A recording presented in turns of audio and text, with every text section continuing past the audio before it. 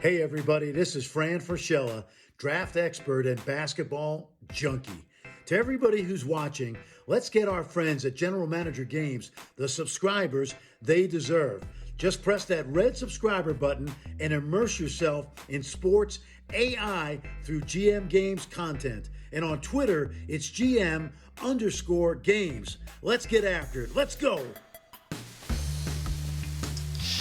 Hi, this is Amazed by Grace 86 for GM Games, and today we're going to be looking at Front Office Football 9, which is a brand new release from Selesmic Software. This is a release that some thought may never come, and the last version of this game was put out in 2016, at least that's when it was released on Steam, and so almost 7 years have passed, but here we are, brand new version of the game, and the community has been very excited about this game being here, but there have been some issues that we'll get into in a few moments, so all is not perfect with this game, but there is a lot that this game has to offer, so I want to show you some of that and give you a feel whether this is a game you want to pick up at this point or not. So let's start a new league and get going with that. I'm going to call it GM Games. You can use the standard player file that comes with the game, and this has NFL players in the league, which is great. Only from 2023, or you could just say, you know what, I want to do a random league with brand new players, and if you do that, then you can change the league structure. So instead of having 17 games, you could have 18 games, or you can change it. There's like 17, I think, different options you can use for the game. I'm just going to use the normal player profile and have a kind of a normal NFL season. I'm going to begin with the players on their teams. I'm going to use default team assignments. You can use, this is new to the game, use historic quarterbacks. So if I wanted Warren Moon to come back and play in the league, I could do that. If I want him to assign him to his historic team, I could do that, which is pretty cool. I'm not going to do that for this league. One of the things that's true of Front Office Football 9 is the X Factor, and so every player has a rating range, and every league that you create, even if you don't use the X Factor, they're going to be a little bit different, which is nice because it provides some freshness to each league. But if you use the X Factor, it's really going to mix up some of those ratings, so that maybe Joe Burrow or Jalen Hurts is not as good as you might think that they are, and so I'm not going to use it for this league. I want the ratings to be a little bit more closer to reality, but it's nice that this game offers that for some variability. So let's continue with that. I'm going to have all this turned on because I do want the AI to do all of this. I'm not going to spend a lot of time managing the roster tonight. Now, as the game is creating, you notice it's going very, very snappy. It's very fast. I really appreciate about this game. Almost everything I'm loading and simming is very quick, so I really appreciate that. League names going to be National Football League. I am going to be the Cincinnati Monarchs because I live near Cincinnati, but you'll notice that the team names are not the NFL team names. The game does not ship with that.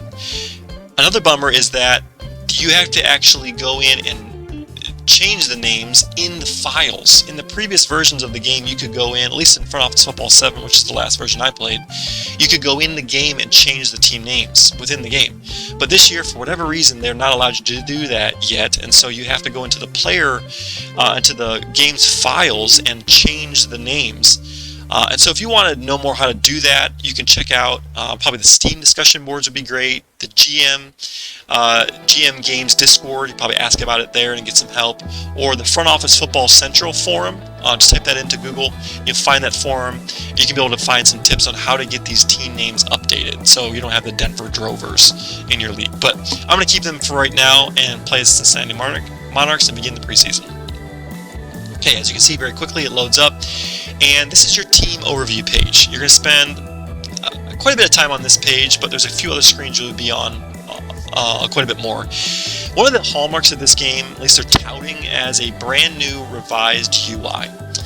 And Front Office Football 7, like a lot of tech sims, has never been known for its glamorous UI. And so they said this is a more intuitive UI. It's different UI. I don't think it's necessarily intuitive at this point. I haven't maybe used it enough for it to become intuitive. But even at first glance, there's a lot going on the screen. There's a lot of places to click and to get a few things done. And so they've also talked about having this thing off to the side with these little buttons that have all these icons you can click on various things, which is great. But then you have to memorize what all these symbols mean. So maybe after you use the game a lot, you'll be very familiar. You just click here for that. But I don't know what these things mean, and I can hover over them and they'll tell me, but at first glance it's not apparent what they are. And in previous versions of the game, it felt like it was easier to navigate where I wanted to go. So just be aware of that. One of the main screens you're going to be on, though, is this screen, where you're going to be doing your management. And so it tells you, it has a nice calendar of what's coming up. It tells you this is the next thing you need to do. It even gives you some news of what's happened, so you can see a lot of jerseys sold for Patrick Mahomes. No surprise. And so now it's saying, hey, you need to go do your team playbook. Great. And so this is the place you're going to be at if you want to simulate the days. So let's actually jump into that and look at some of the rest of our team. We're going to go down to our roster. This is one of the pages you're going to spend a lot of time on, and you're going to be looking at your team and how good they are, their current ratings, their contracts, their personality. I mean, all of this stuff is in the game. You know, one of the things that I love about front office football is the granularity of detail. There is so much detail. So if I click on Joe Burrow's player card, there's just so much here. But a lot of it's useful information. All of it's useful in some respects. And so you can see his abilities, how good he might be. You can see his current health. You can see his chemistry. The game, at this point, just simulates chemistry between receivers and quarterbacks. I think it used to do more, but it doesn't do that anymore, and I actually appreciate that kind of simplifying of things. So you can see Burrow has some good chemistry with his receivers, which is great. You can also go to his medical history. Now, it doesn't pull it in from real life, but you do have a sense of, as your league progresses, how he's faring and where he's at health-wise. You can get his stats. You can also go to his contract, and if he was someone that needed to extend, then I could do that, and I can show you that later on. So those are the player cards. You also have these little tabs up here you can navigate between players. So there's that. There's also staff you can go to and see all your staff. Your staff also have abilities as well, and have preferences. You can also go to your depth charts and pull down the players to set your depth charts if you want to in the various positions. You can also have your coordinators do these, give you recommendations, which is really nice to save some time, which is typically something that I do. But also you can go in here and say, you know what, I really want Chase Higgins. Just so a check mark, the player is locked for coordinator recommendations. So if I don't want them taking out Jamar Chase as my X receiver, then they're not going to do that, which is great. In terms of strategy, there's a lot here. I can't go into all of it, it's just too much, but you can see there's first down, second down, third down, and then fourth down's covered later on. You can decide what plays are actually going to be called in those situations if you're not calling the plays. You can also do for your 2-minute drill, which is pretty cool, the kind of plays you want to do there. Here's your playbook, which you can create plays. So if I wanted to go in here, I'm just going to edit this play. Here's this play. Say, this is an option pass. I really want to do this kind of formation, this kind of personnel, and maybe I'll have the Z receiver. Instead of doing a flat, I'll have him do a curl. There you go. Boom. Now these guys are going to kind of maybe run into each other, but I'm going to confirm the play, and there it is. And so it's great. You can create plays. One of the things I wish the game did have, though, and I haven't found it yet, is being able to keep track of how are these plays doing as the season progresses. Are they being effective? I remember in bowl-bound college football, and I might be dating myself, but great game, it had a limited playbook, but it could keep track of how effective those plays were. And I wish this game had that, and I have not found that yet. And I don't necessarily want to play out every game, and so I wish it kept track of this play is really effective, or this play you're only getting 2 yards of carry, you probably need to dump it.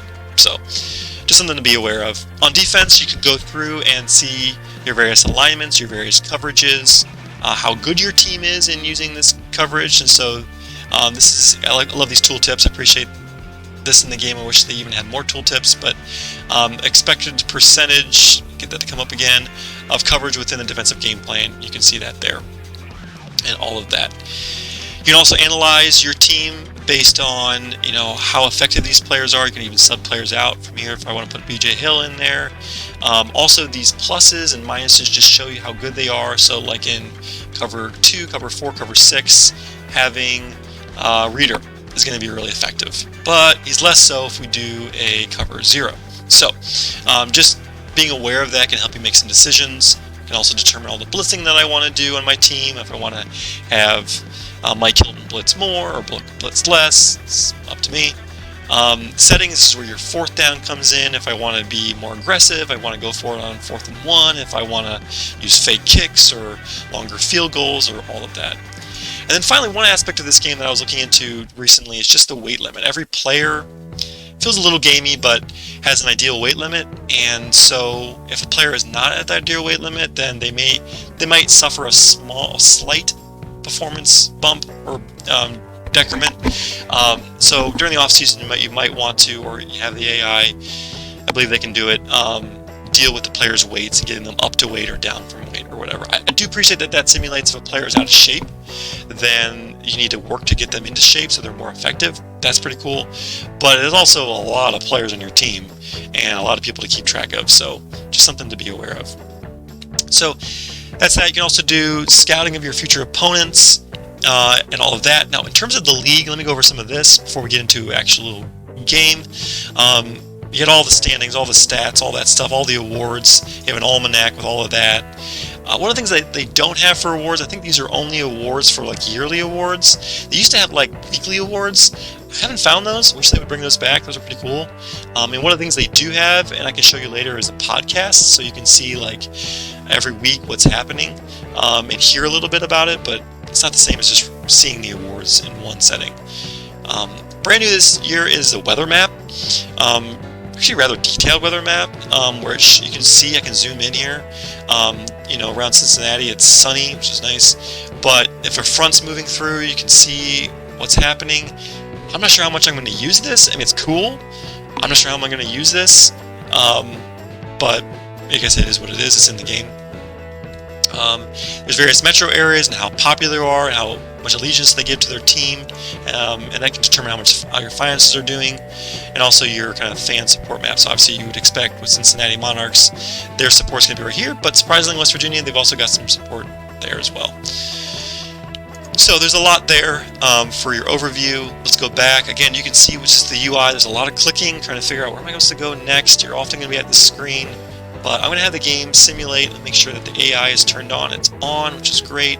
I'm going to have the game simulate until the season begins. Yes. And now we're into our first game.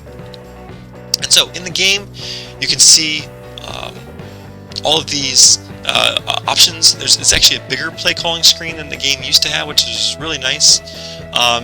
But you can choose to let the computer simulate, or you can call the plays. There's a lot of different speeds when it comes to simulating, from slowest all the way to fastest. Fortunately, I haven't found a way to be able to just exit out of the play calling screen entirely if I'm just done and want to just get the game over with real quick. You have to wait till it simulates, which is a bit of a bummer, but that is what it is. Now notice over here is where you do, it's very tiny, wish I would make it bigger, but where I'm going to say, I'm going to do a normal kick return now, and they're going to kick it off to me, and now we're going to get to do our play calling. So we're going to do this run play here and see what happens. Joe Burrow takes a snap, pitches the ball to Joe Mixon, goes for 4 yards. I really like in Front Office Football 9, and this is not always present in other tech sim football games, just how much detail goes into the play calling and just what happened on the play. And giving you a feel for who was effective, who was not, who missed a block, who made a key block, who made a good route, all that stuff. It's in the game. It's really great. If you do need to go examine your lineup, you can see, examine the lineup here, click on that, and say, you know what, I really need to get somebody else in for my running back. I really want to try out Chris Evans in this. I'm going to do that. And now you can see Chris Evans is in there, and now I can run this play again. And I'm going to speed it up a little bit, have it go faster. Sample makes a catch. He fakes him out for 25 yards. First down. Great. So, yeah. I'm going to keep going and get the game called all the plays and zip through. And you can see it's going quick. All the stats are accruing. You can see the status of the players and how they're doing. So some are good, some are not. And this will change whether your defense is on or your offense is on, which is really nice. And so it's going really, really quick. We're in the second quarter. You can stop at any time. You can start calling plays again if you want. You can see that all of the playbooks, all the play art is here, and so it's kind of showing you what's happening on the field, which I appreciate. I appreciate this bar giving you just a real glance at the field to know, are we moving the ball down the field or are we not? And and that's great too. Looks like this is a good game for the Cincinnati Monarchs. Hopefully we're going to take this first. This is actually exhibition week. Sorry about that, but so there we are. So okay, we're back here in our management screen after playing our game. So now what we're going to do is just going to sim ahead until the season begins. Now we're past the exhibition games, and now let's just sim ahead. And I like this part of the game. You can actually choose when to simulate to. So let's go to December 1st. It'll quickly go through 87 days worth of simulations, just a matter of seconds. And there we go. Let's look at our team, how they're doing. Kind of an average season at this point. But let's say, you know what, we gotta make some decisions at this point. Look at our roster and look at some of our contracts. And one of the things that I wish this game had is that they had the contract end dates on the same screen as the basic information. They used to, I believe, in previous versions, but not this year, and I wish they will change that. But let's just say that we look at Awuzie. He is somebody I want to keep around for a while, and he's currently going to expire. So I'm going to go in here, and I'm just going to knock down his signing bonus and knock down the last year and see if he's happy with that. Accept the offer. Awesome. So now he is on my team for a couple more seasons. Let's also look at our team and see if we have any injuries at this point. We have a calf tear out for 6 weeks for Ted Karras, our center. So we need to pick up maybe a backup center, just to say. So I'm going to go in here into acquiring players, look for centers, and see if we have anybody that can help fill in. Not really, but I'm just going to sign this guy just to give you an example. Doesn't want much. I'm not going to give him much. So, yep, I got it. Yep, okay, he's on our team now. So, easy as that. Also, player acquisition, if I wanted to trade, you can go in here and just see, okay, hey, Joe Burrow, you're great, but you gotta go. I can put him here. It'll tell me the teams that are interested in trading for him. Or you can put a player in here, and this may not happen because we're mostly through the season, but if I go to like a team like Chicago and see if they will give me offer, they have interest but can't offer anything enough right now. So, but if you do it at the right time, maybe earlier in the season or the off season, they'll actually give you various picks and things like that. Now, supposedly, get out of this and come back, you're supposed to be able to drag players down or picks down here. It says drag or drop a player or draft pick. I haven't been able to do that. It never allows me to do that. So either that's a bug in the game or I'm not doing something right, but hopefully that's clear in the future, or you can do that. So that's how you kind of acquire players, mix up your roster. Again, let's go team schedule. Let's sim ahead to the end of after the championship so that I can show you some of the off-season stuff real quick. So now our season is done. Let's go into our team management. Again, you're going to spend a lot of time on the screen. Let's simulate. It just says review the season statistics. Let's do that. And let's see. Nothing there. Let's simulate 1 day. Now we're on our stadium plan. So if I wanted to create a new stadium, I can submit a construction plan. I'm not going to do that. Team management screen. Simulate 1 day. I can also change my ticketing based upon, what how I did and how much interest I'm getting from the fan base and all of that, which is pretty cool. You can change all of that here. And then I simulate 1 day, and now I can extend the contracts of my coaches. At this point, I don't have anybody expiring, but I could go to other coaches and see who's available out there. And let me again. You're gonna go to this page a lot. Wish there was just a button to advance up here. Simulate 1 day, and now I'm here, so I can go through. Say, you know what, I want to hire. And sometimes I have a hard time getting this thing to show instead of being gray, so you just have to click around. But let's just say I really, really want to hire this quarterback coach, assistant coach from 75 years old from Seattle. Balanced, great. You're going to make an awesome coach. And it doesn't give you a way to negotiate that I can tell. It just gives you a contract. So it's like, okay, no, I don't want to do that guy. I'll do Jerry Gray. That actually has poor statistics. Let's do this guy. Not too bad. He's unemployed. So he'll take about the same. So I'll hire him. Great. Now I look like my team staff, and there's Rashad Campbell. He is now my head coach. And so as the game progresses, you're going to go through each and every position to do that. So I'm just going to simulate. Again, you have to go back here and do it again. simulate. Let's see, do it again. We're still at, because there's various staff members. Let's go through here, simulate one day. We're almost done here. Now we're done. Great. Now we're off to the draft. Now, this is a bit of a new feature for this version of the game, where they have all of the, you know, combine stats right here, which is great, and their measurements and whatnot, and all of the positions you can sort.